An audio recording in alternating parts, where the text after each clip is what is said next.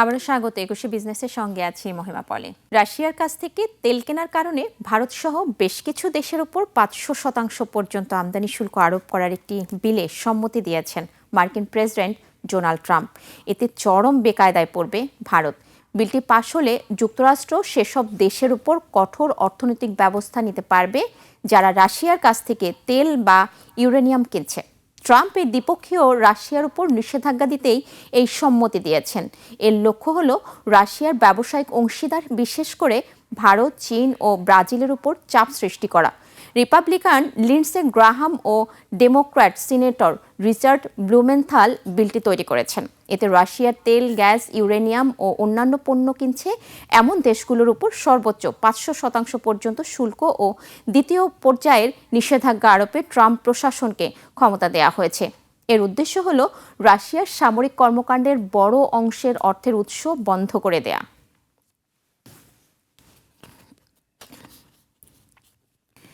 Venezuela থেকে যুক্তরাষ্ট্রের $200 কোটি মূল্যের অপরিশোধিত জ্বালানি তেল সরবরাহের চুক্তিতে পৌঁছেছে ওয়াশিংটন ও কারাকাস। এর ফলে সরবরাহ বাড়ায় বিশ্ব বাজারে কমতে পারে জ্বালানি তেলের দাম। সমঝোতা অনুযায়ী প্রায় ৩ থেকে ৫ কোটি ব্যারেল নিষেধাজ্ঞার আওতায় থাকা জ্বালানি তেল যুক্তরাষ্ট্রে রপ্তানি করবে ভেনেজুয়েলা। এরপর সেগুলো বাজার মূল্যের ভিত্তিতে বিক্রি করা হবে। এ থেকে যে অর্থ আসবে তা নিয়ন্ত্রণ করবে যুক্তরাষ্ট্র এবং এসব অর্থ ভেনেজুয়েলা ও যুক্তরাষ্ট্রের মানুষের কল্যাণে ব্যয় করা হবে বলে জানিয়েছেন ট্রাম্প। বাজার বিশ্লেষকরা বলছেন, উভয় দেশের চুক্তির ফলে যেসব জ্বালানি তেলবাহী কার্গো আগে চীনে যেত, এখন সেগুলোর গন্তব্য হবে যুক্তরাষ্ট্র। বিনিয়োগ প্রতিষ্ঠান গোল্ডম্যান স্যাক্সের বিশ্লেষকরা বলছেন, ভেনেজুয়েলার অপরিশোধিত জ্বালানি তেল উত্তোলন যদি দৈনিক ২০ লাখ ব্যারেলে পৌঁছায়, তবে তেলের দাম কমতে পারে। ২০২৬ সালে ব্রেন্টের গড় দাম ব্যারেল প্রতি $৫৬ ও WTI এর দাম $৫২ নেমে আসার পূর্বাভাস দিয়েছে প্রতিষ্ঠানটি।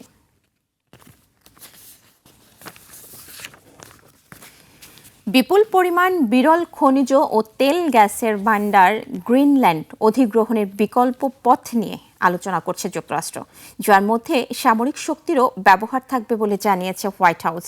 হোয়াইট হাউস জানিয়েছে, আর্কটিক অঞ্চলে রাশিয়া ও চীনের মতো প্রতিপক্ষদের মোকাবিলা করার জন্য এই ভূখণ্ডটি অধিগ্রহণ করা একটি জাতীয় নিরাপত্তা অগ্রাধিকার।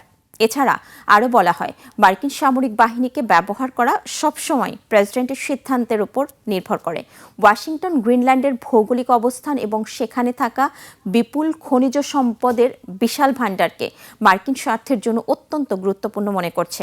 এছাড়া ন্যাটোভুক্ত দেশগুলো যৌথ বিবৃতিতে গ্রিনল্যান্ডের সার্বভৌমত্বের প্রতি সমর্থন জানিয়েছে।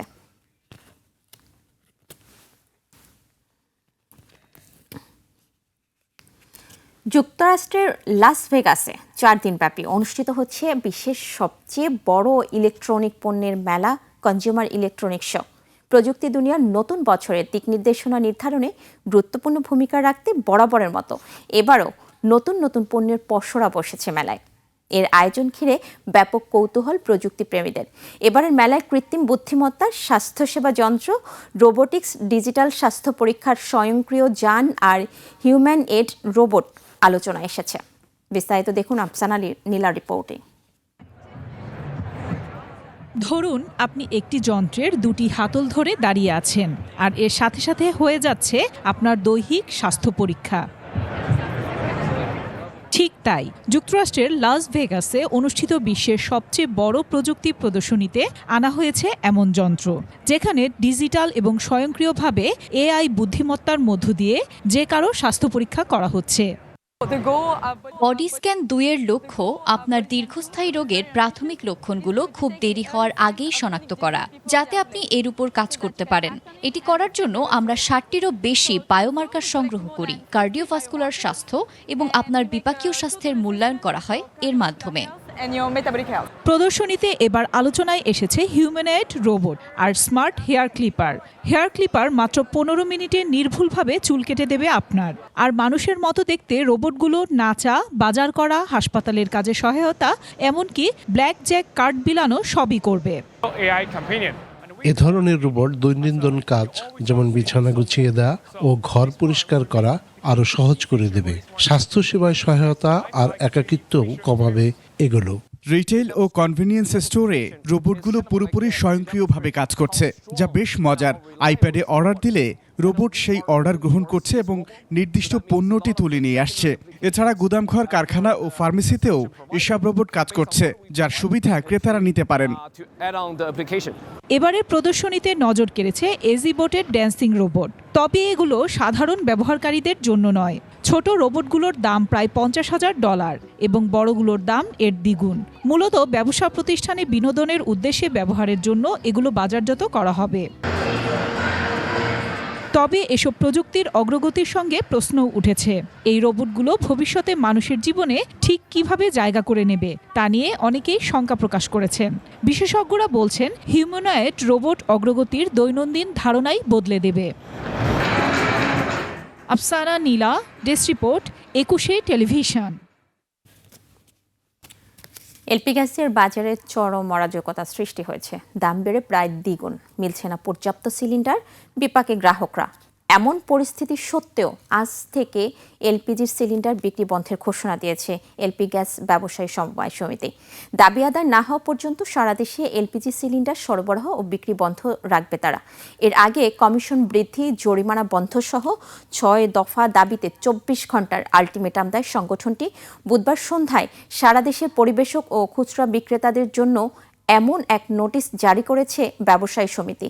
এতে বলা হয়, সব কোম্পানির প্লান্ট থেকে এলপিজি উত্তোলন ও বন্ধ রাখবে। এলপিজি গ্যাস ব্যবসায়ী সমিতি জানায়, বৃহস্পতিবার সকাল থেকে এলপিজি সিলিন্ডার বিক্রি বন্ধ থাকবে। আজ বেলা 3টায় বাংলাদেশ এনার্জি রেগুলেটরি কমিশনের সঙ্গে তাদের বৈঠক হওয়ার কথা রয়েছে। বৈঠকে দাবি মানা হলে সিলিন্ডার বিক্রি শুরু হবে, না হলে বিক্রি বন্ধ থাকবে। চাহিদা তো দৈনিক আমার 300 সিলিন্ডার থাকে 12 কেজির, আমি পাচ্ছি 20টা বা 30টা এরকম, যার কারণে চাইলেও দিতে পারতেছি না। কালকে অনেক কাস্টমার ছিল, প্রায় 100 কাস্টমার মতন ফিরিয়ে দেওয়া হয়েছিল, মাল ছিল না। এখন কাস্টমারের চাহিদার জন্য আমাদের মাল আনতে হইতেছে, দেখতেছি কাস্টমার নষ্ট হয়ে যেতেছে।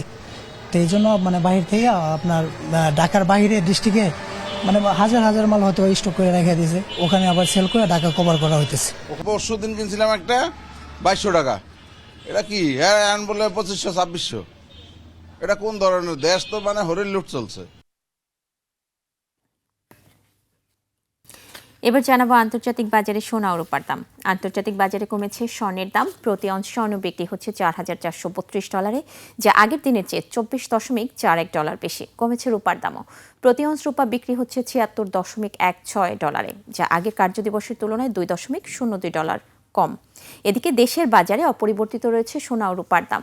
22 ক্যারেটের প্রতি গ্রাম স্বর্ণ বিক্রি হচ্ছে 19,535 টাকায়, আর একই মানের প্রতি গ্রাম রূপা বিক্রি হচ্ছে 508 টাকায়। আন্তর্জাতিক বাজারে গম, তুলা, চিনি ও সয়াবিন তেলের বাজার দর। বিশ্ববাজারে বেড়েছে গমের দাম। শিকাগো বোর্ড অব ট্রেডে মার্চ 2026 সরবরাহ চুক্তিতে প্রতি বুশল গমের ভবিষ্যৎ মূল্য দাঁড়িয়েছে 518.25 সেন্টস, যা গত দিনের চেয়ে 0.25 সেন্টস বেশি। আন্তর্জাতিক বাজারে তুলার দাম কমেছে। মার্চ 2026 সরবরাহ চুক্তি অনুযায়ী প্রতি পাউন্ড তুলার মূল্য দাঁড়িয়েছে 64.59 সেন্টস, যা গত দিনের চেয়ে 0.26 সেন্টস কম। বিশ্ববাজারে বেড়েছে চিনির দাম। মার্চ 2026 সরবরাহ চুক্তি অনুযায়ী প্রতি পাউন্ড নাম্বার 11 চিনির মূল্য এখন 14.98 সেন্টস, যা এর আগের কার্যদিবসের চেয়ে 0.22 সেন্টস বেশি। বিশ্ববাজারে কমেছে সয়াবিন তেলের দাম। মার্চ 2026 সরবরাহ চুক্তি অনুযায়ী প্রতি পাউন্ড সয়াবিন তেলের মূল্য এখন 49.19 সেন্টস, যা এর আগের কার্যদিবসের চেয়ে 0.12 সেন্টস কম। জানাবো টাকার সঙ্গে প্রধান আন্তর্জাতিক মুদ্রার বিনিময় হার। আন্তঃব্যাংক লেনদেনে আজ ব্যাংকগুলো মার্কিন ডলার কিনছে 121 টাকা 70 পয়সা, বিক্রি করছে 122 টাকা 70 পয়সায়। ব্রিটিশ পাউন্ডের ক্রয় মূল্য 162 টাকা 34 পয়সা এবং বিক্রয় মূল্য 169 টাকা 45 পয়সা। ইউরোর ক্রয় মূল্য 141 টাকা 53 পয়সা এবং বিক্রয় মূল্য 147 টাকা 52 পয়সা। জাপানিয়ান ক্রয় হচ্ছে 74 পয়সা আর বিক্রি হচ্ছে 81 পয়সায়। এদিকে ব্যাংকগুলো কানাডিয়ান ডলার কিনছে 87 টাকা 36 পয়সায়, বিক্রি করছে 90 টাকা 35 পয়সায়। ভারতীয় রুপির ক্রয় মূল্য 1 টাকা 28 পয়সা এবং বিক্রয় মূল্য 1 টাকা 45 পয়সা। সৌদি রিয়ালের ক্রয় মূল্য 32 টাকা 35 পয়সা এবং বিক্রয় মূল্য 33 টাকা 11 পয়সা। মালয়েশিয়ান রিঙ্গিত ক্রয় হচ্ছে 29 টাকা 78 পয়সা এবং আন্তঃব্যাংকে বিক্রি হচ্ছে 30 টাকা 69 পয়সায়। দর্শক, এরই সঙ্গে শেষ করছি আজকের 21শে বিজনেস। আগামী রোববার দুপুর 1টায় আবারও ফিরে আসবে 21শে বিজনেসের নিয়মিত সব আয়োজন নিয়ে। দেখার আমন্ত্রণ রইল। 21শের সঙ্গেই থাকুন।